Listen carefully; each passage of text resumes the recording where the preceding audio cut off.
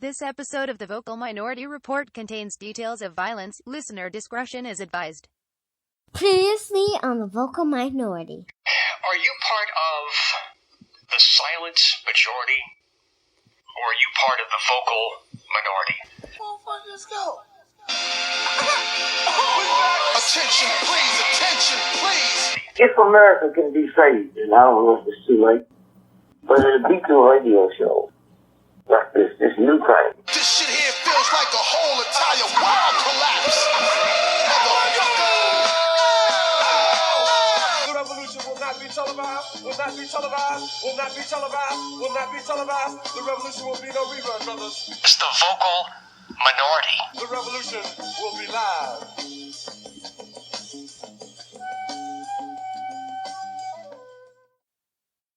Okay, tell me exactly what happened. My son-in-law called me and texted me and said he'd come get the kids because he shot April, our daughter. Okay, are the police on the line? Yes. Okay, sir, are you at that location? No, we're on the 405 headed there now from Long Beach. Oh, okay, so you're quite a ways out. Yeah, we're a ways out yet. Okay, well, we've got police and paramedics on the way, okay? Okay. All right. Sir, I'm going to stay on the phone with you, okay? Okay, Godspeed, please. I'm MC, and this is a Vocal Minority Special Report.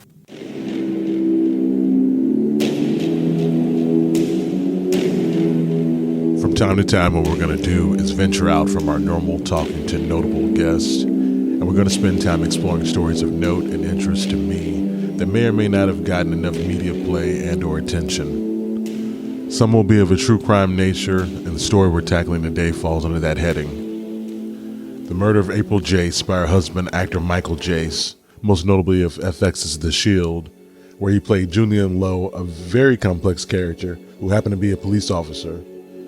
So it's a very odd juxtaposition that he would find himself in this position, or perhaps it isn't. And we're going to explore that a little bit in this episode and hopefully honor April Jace, a mother and a sister. She was a friend, a daughter, her legacy and memory.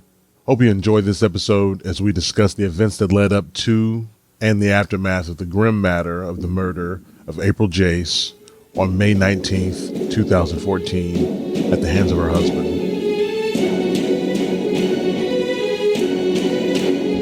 It's a crime scene that shook this Highland Park neighborhood and Hollywood. Expect this on TV. This is crazy. In handcuffs, actor Michael Jace, many know him for his role as an LAPD detective on The Shield, but this time he's being arrested by real officers accused of murdering his wife. I never heard them fuss. I never heard them say a cuss word in the 10 years they've lived here. Joan Lewis lives next door to Michael Jace, his wife April, and their 2 young boys. I talked to her when she came home from work. She had her grocery bags and the 2 kids. According to her Facebook page, April and Michael Jace have been married 10 years. But police say just minutes after April returned home last night with her 2 sons from Little League practice, her husband opened fire. You know, we've looked and there's no indication that the police have been here or called to this home on any prior domestic incidences or domestic violence. Police received numerous 911 calls, and when they arrived, they say Jace was standing outside his front door. His 2 sons were inside, and so was his wife, dead, shot multiple times. And she worked so hard. And although neighbors are stunned by the crime, they say their concern now is for the children. Both boys were inside the home at the time of the shooting. So at the very least, they heard the shots. That's sad for the kids when they grow up. The mom gone, fathers in jail. A lot of folks here in this community just don't understand. They keep saying, I just saw him yesterday. I just saw her yesterday. I just saw him walking their dog. So this was a very difficult thing for neighbors to really come to grips with. Reporting live, Joy Benedict, CBS 2 News. Life is complex. So it follows that there were elements of complexity in the life of April Jace.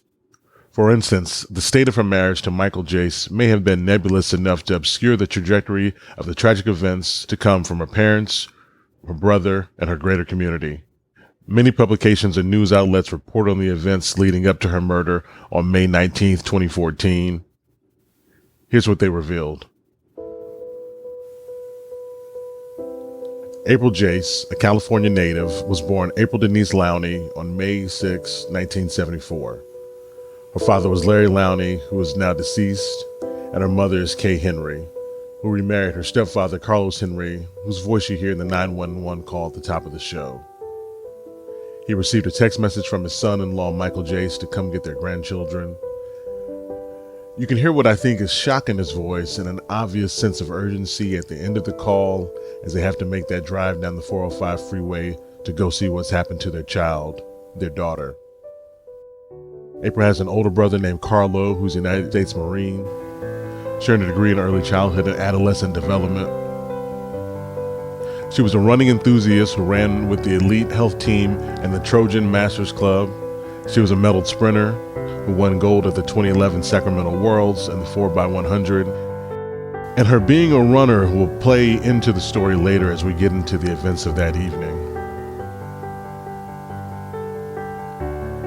She was a dedicated and beloved financial aid advisor at Biola, a Christian university in La Mirada, California, where her peers, her colleagues, and co-workers loved her. She was also once employed at the Los Angeles Unified School District.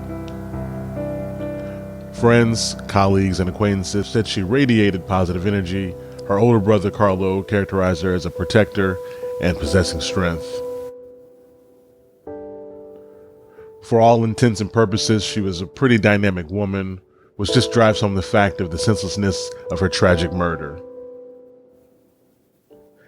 April had been married to Michael Jace for over 10 years at the time of her murder. She was his second wife. He murdered her nearly 11 years into their marriage.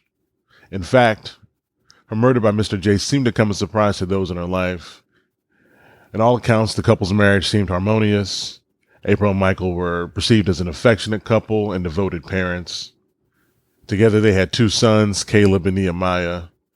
She also had a son, Savoy, from a previous relationship. Despite coming as a surprise to many, it is alleged that Mr. Jace was not unacquainted with being a domestic abuser, at least as evidence in his first marriage to Jennifer Bitterman, according to court records. Jennifer and Michael were married from 1995 to 2002. Purportedly in court records generated from Miss Bitterman's divorce from Mr. Jace in 2002 and from a 2005 custody case, there are detailed accounts of domestic abuse culminating with the threat of murder dispatched from Mr. Jace to Miss Bitterman, revolving around the visitation rights of their son, Jordan Jace. Apparently, Mr. Jace attempted to circumvent any potential limitations set by Miss Bitterman in connection with the items that would dictate his level of access to their son. It was also alleged that Mr. Jace would abuse Miss Bitterman in the presence of their son. Nonetheless, Mr. Jace was never formally charged or arrested for domestic violence during the course of his marriage to Miss Bitterman.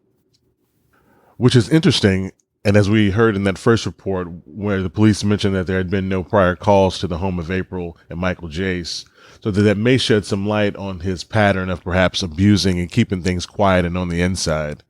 Not to mention the familiar part about openly abusing the mother in front of the son. Ostensibly, April Jace was familiar with Miss Bitterman's claims of domestic abuse. She testified in Michael's favor during his custody hearing. At the time of the proceeding, she was his fiancée. During the proceeding, as reported by TMZ, April characterized Miss Bitterman as an incompetent parent, openly disparaging her before the judge. In her testimony, she described Michael as an agent of stability for his son. Yet, curiously, she included testimony whereby she observed Jordan Jace expressing anxiety over his mom's safety when in close proximity to his dad. And you can glean a few things from that. She was his fiancée at the time, and it's not unexpected that someone would come to their partner's defense, especially if you're in a newer relationship and you believe that partner to be everything that you want them to be, really. I can't speak to April's mindset, but speaking from the fact that there were no outward claims of abuse in their relationship from anyone that I've been able to find or read, I think that speaks to it. And then it also coming to his defense at the custody hearing is interesting. But obviously, the one thing that rang true is that their son, his son with Miss Bitterman, had seen something and had some level of anxiety and fear that was documented. Now, I do realize that I'm giving Miss Bitterman the benefit of the doubt and that custody cases can be extremely contentious. Well, sure, detectives say there's no history of domestic violence between Michael and April Jace, but according to court documents obtained by the LA Times, there is some history of domestic abuse between Jace and his previous wife, including death threats. That's a much different picture of the man who neighbors here in Hyde Park came to know as friendly and gentle. It was widely reported that the house of Jace, situated in the Hyde Park section of Los Angeles, was experiencing financial discord. As we mentioned, Michael Jace, cast member of the FX drama The Shield, which aired from 2002 to 2008, filed for Chapter 13 bankruptcy in March 2011. As a working actor, he has several theatrical credits punctuated by small roles on various television shows. He landed a recurring role in the television series Southland, which aired from 2009 to 2013. Ironically, another police drama, and a very good show actually I used to watch, starred Regina King. She's one of my favorites, but I digress. The 51-year-old actor is best known for his role as a detective on the FX show The Shield. So is selling more than $200 worth of over-the-counter drugs. He also appeared in hit movies like Forrest Gump and Planet of the Apes. Although he worked rather consistently, he did not generate enough income to meet his financial obligations, it appears. His annual income was reported at $80,000. It is estimated that Jace has had financial liabilities of $500,000, which exceeded their assets of $325,000. And a large portion of the debt was attributed to the Jace mortgage. Additionally, combined state and federal income taxes owed surpassed $40,000, not to mention the $16,000 of credit card debt. A payment plan was arranged. However, those payments were delinquent according to records. Detectives say the motive appears to be a domestic dispute, but court records paint a picture of years of financial stress. Jace filed for Chapter 13 bankruptcy in 2011, claiming to be hundreds of thousands of dollars in debt. Reporting live in Hyde Park, Casey Montoya, KTLA 5 News. I shot my wife. You did? And where's the weapon at? That was a 911 call that Michael Jace made. This was back in May 2014 after shooting April Jace 3 times, once in the back and twice in the legs in the couple's home in front of their 2 sons. One of the boys, who's now 10 years old, testified during the trial that he heard his father tell his mother, who was an experienced runner, "If you like running, then run to heaven," before shooting her in the legs. As you just heard, and it was kind of difficult to hear, it's an audio recording from the 911 call played in the courtroom during the trial where he admits to shooting April to the 911 operator. He called 911, then he texted his father-in-law. He informed the former and the latter that he had shot April. He asked his father-in-law to pick up the kids, then waited in the Jace family home. After receiving the news, April's stepfather placed his own 911 call. Okay, tell me exactly what happened. My son-in-law called me and texted me and said he come get the kids because he shot April, our daughter. Okay, are the police on the line? Yes. Hey, sir, are you at that location? No, we're on the 405 headed there now from Long Beach. Oh, okay, so you're quite a ways out. Yeah, we're a ways out yet. Okay, well, we've got police and paramedics on the way, okay? Okay. All right. Sir, I'm going to stay on the phone with you, okay? Okay, Godspeed, please. There was an account of an argument at the Jace home in the morning of May 19th, 2014, and it's speculated that the source of the argument was financially related. A similar report included the possibility that April wanted to end their marriage. It's plausible that the argument was the catalyst for the event that transpired at 8:30 p.m. that night. April's son, Savoy, was said to be home the morning of the argument, and there was an indication that he may have tried to physically mediate.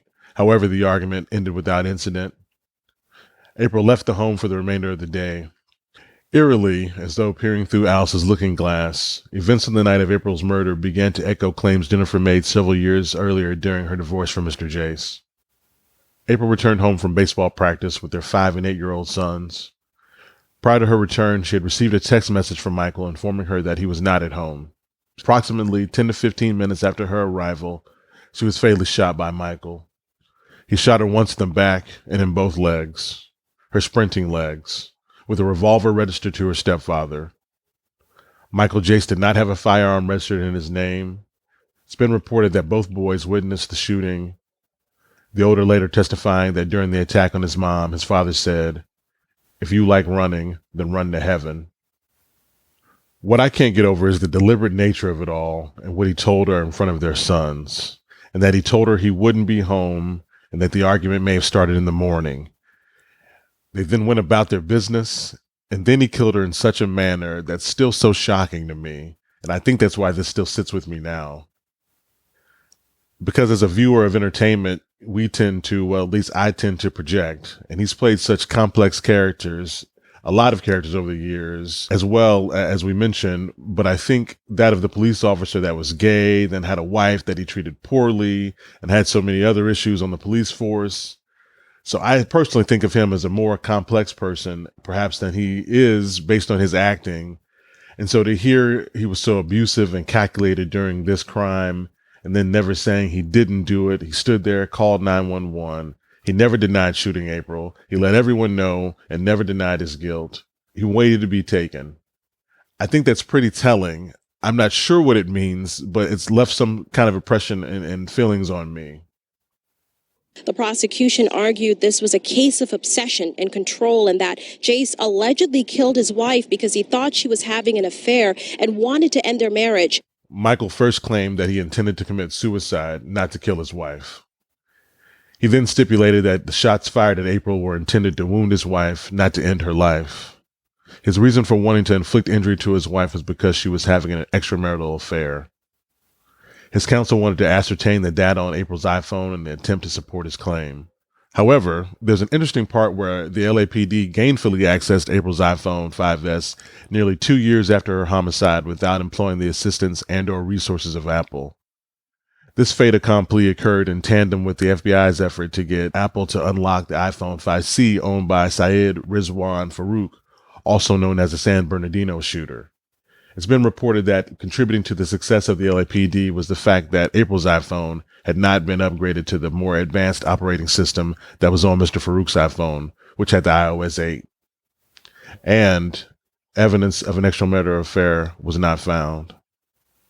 Despite committing this terrible crime against his innocent wife, April, and in front of witnesses, no less than his 2 children, calling 911, admitting to it, as well as texting his father-in-law, as you've heard audio from both of those tapes, Mr. Jace still initially entered a not guilty plea. A well-known Hollywood actor accused of murdering his wife pleads not guilty. Alan Duke, CNN digital producer, you were in court. To me, this guy looked broken and bent, like he had aged, 20 years in a month?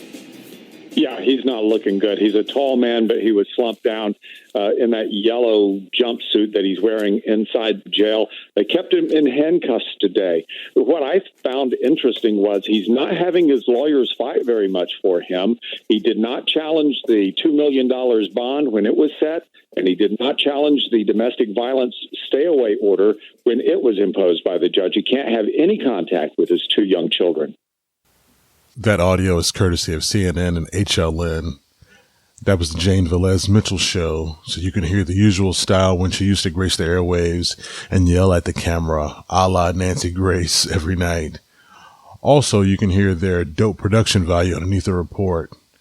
We may need more of that here. He initially entered a plea of not guilty to the first-degree murder charges he was facing, which is a charge up to and including death in California, although the death penalty was not sought in this case.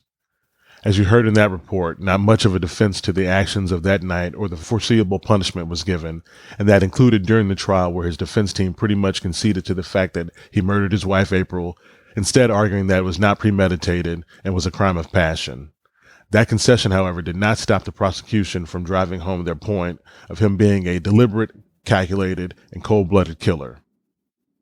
When you pull a trigger 3 times, is that heavy? You're reflecting. Each pull of the trigger is a reflection. Each pull of the trigger is a thought. Should I do this? And each time he thought and he said yes. Here's Jace's attorney, Jamon Hicks. The hope was that we would explain that this was a voluntary manslaughter case, not a first degree, not a second degree case. And so we wanted to hammer home that it was under the heat of passion when he murdered his wife. We're not trying to excuse it. not trying to justify it, just explain the passion that he was under when he took her life. The toughest moment is seeing his son come into the courtroom, just seeing his son. That was really difficult for him. Live in downtown Los Angeles, Corrine Winter, KTLA 5 News. Mr. Jace was found guilty of second-degree murder on Tuesday, May 31st, 2016, by a jury comprised of 6 women and 6 men. The verdict was delivered in approximately 2 hours. We, the jury, in the above entitled action, find the defendant, Michael Andrew Jace, guilty of the crime of murder of April Jace in violation of Penal Code Section 187A, a felony, as charged in count 1 of the information. We further find the murder was in the second degree. We further find the allegation that the defendant, Michael Andrew Jace, personally and intentionally discharged a firearm. My being sentenced in the verdict of second degree versus manslaughter. It doesn't, neither verdict brings her back. But I thought it was important, and I hear that it's important for the family to know that I didn't commit first degree murder. There was no premeditated anything. I'm sorry. I'm sorry. I'm sorry. Michael Jace is serving a 40-year sentence for the murder of his wife, April Jace. For the personal discharge of a firearm causing her death, the court imposes a consecutive 25 years to life. The sentence imposed today is 40 years to life. In case you couldn't hear or understand the words of Michael Jace during his sentencing over the flashes and general courtroom quality of that audio, I want to tell you what he said upon his conviction for second-degree murder. He said, "There's no justification for my actions on that night at all. I am profoundly sorry for the pain that I've caused everyone who knew April and loved April. There's no replacing April. Second degree versus manslaughter, it doesn't matter. Neither verdict brings her back, but I thought it was important to say that I didn't commit first-degree murder. There was no premeditated anything. I realize it does not bring her back. It doesn't help. There's nothing more to say. I'm sorry. I'm sorry." The statement prompted April's mother, Kay Henry, to shake her head in disgust and walk out of the gallery saying she didn't want to listen to this shit. April's oldest son also spoke after the verdict. I'd just like to see the sadness on his face, that he realized it, because it seems like every now and then there's moments of sadness and moments of not. And those moments of not really get me questioning, like, how can you go that far? How can you say those words? How can you do that? Those were the words of April's oldest son, Savoy Brown, raising the most critical question, I think, for me in this story. How can you do that? This is a story that I wanted to share because I felt this story very deeply because of what happened to April. A tragedy, in my opinion. And I wanted to make sure people are aware of this story, the children that are left behind, and I hope we did the story justice. I did reach out to members of April's family and either did not hear back or received a polite declination, which I totally understand and respect. She leaves behind a family that misses her, 3 boys, friends that miss her, and strangers that hold her memory in reverence. There's a GoFundMe page dedicated to April's children. It's called the April Jace's Children's Fund. The link will be in the show notes. Please check it out. Donate and share if you feel compelled to do so. This episode was researched and co-written by the great Deanne, aka Lizzie. Couldn't have been done without her help, as is true of so many previous episodes of the Vocal Minority Report. Just like with the effort by my man Shout Right. Thanks for listening to this episode of the Vocal Minority Report, a Vocal Minority Special Report. I'm going to close out the show with a clip of April from a video tribute on YouTube called April Jace, My Friend, courtesy of Cinema and Digital. I want to make sure you heard her voice, the essence of her memory. All power to the people. Peace. Are you filming me? Yes, I am. Hello. It's 7:30. Please excuse all this. I've been up all night. Okay, that's it.